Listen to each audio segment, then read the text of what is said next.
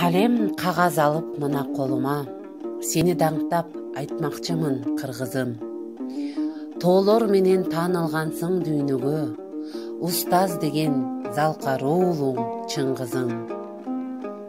Тээ чокудан ылдый карай карасаң, бодомалга толуп жаткан жайыктар, өз бооруна суктандырып караткан, ысык көлдө калкып жаткан кайыктар.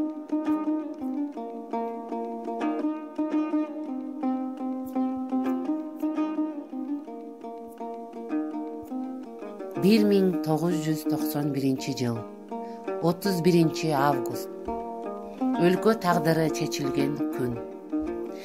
Мындан туура 30 жыл илгери 31 августта легендарлуу парламент Кыргызстандын көз карандысыздыгы жөнүндөгү декларацияны кабыл алган. Ошондон тарта Кыргызстан өзүн эркин, эгемен жана көз карандысыз мамлекет деп жарыялаган. 1991 жылдан тарта Кыргызстандын жаңы тарыхы башталган.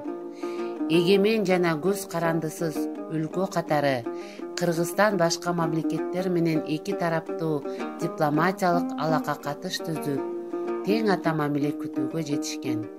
Тарыхчылардын айтымында бул кыргыз элинин кылымдан бери талпынып, эңсеп келаткан тилеги эле. Кыргыз Республикасынын эгемендүүлүгүнүн 30 жылдыгына арналат. Сооронбай Жусуев, калкым. Тээ байырда калкым сенин тарыхың, тээ тереңде тарыхтагы тамырың. Арып азып араң эми таптың го, азаттыктын, акыйкаттын жарыгын. Жыкты сени, бирок калдың жыгылбай. Кырды сени, бирок калдың кырылбай. Өзгөрүлүп, өнүп өрчүп келесиң, өлбөс болуп көөң менен ырыңдай.